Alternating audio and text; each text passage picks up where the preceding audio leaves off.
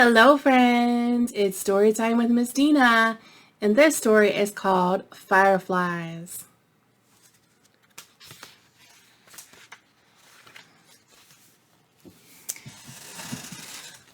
On a summer evening, I looked up from dinner through the open window to the backyard. It was growing dark. My tree house was a black shape in the tree, and I wouldn't go up there now.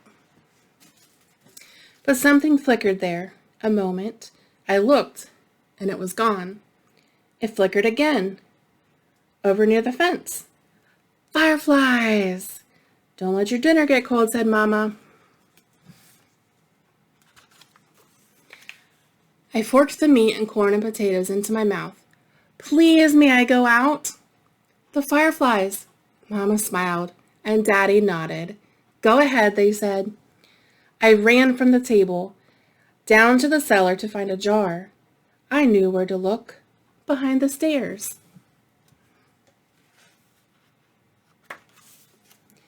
The jars were dusty, and I polished one clean on my shirt. Then I ran back up, 2 steps at a time. Holes, I remembered, so they can breathe, as quietly as I could, so she wouldn't catch me dulling them. I poked holes in the top of the jar with Mama's scissors. The screen door banged behind me as I ran from the house. If someone said, "Don't slam it," I wasn't listening. I called to my friends in the street, "Fireflies!" But they had come before me with polished jars, and others were coming behind. The sky was darker now. My ears rang with crickets. My eyes stung from staring too long. I blinked hard as I watched them. Fireflies! Blinking on, blinking off, dipping low, soaring high above my head, making white patterns in the dark. We ran like crazy, barefoot in the grass. Catch them, we cried, grasping at the lights. Suddenly a voice called out above the others, "I caught one!" And it was my own. I thrust my hand into the jar and spread it open. The jar glowed like moonlight, and I held it in my hands. I felt a tremble of joy and shouted, "I can catch hundreds!" Then we dashed about, waving our hands in the air like nets, catching 2, 10, hundreds of fireflies, thrusting them into jars, waving our hands for more. Then someone called from my house, "It's time to come in now." And others called from other houses, and it was over. My friends took jars of fireflies to different homes.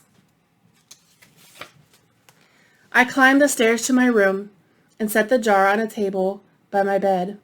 Mama kissed me and turned out the light. "I caught hundreds," I said. Daddy called from the hallway, "See you later, alligator." "After a while, crocodile," I called back. I caught hundreds of fireflies. In the dark, I watched the fireflies from my bed. They blinked off and on, and the jar glowed like moonlight. But it was not the same. The fireflies beat their wings against the glass and fell to the bottom and lay there. The light in the jar turned yellow, like a flashlight left on too long. I tried to swallow, but something in my throat would not go down, and the light grew dimmer, green, like moonlight underwater. I shut my eyes tight and put the pillow over my head. They were my fireflies. I caught them. They made moonlight in my jar, but the jar was nearly dark. I flung off the covers. I went to the window, opened the jar, and aimed it at the stars. "Fly!"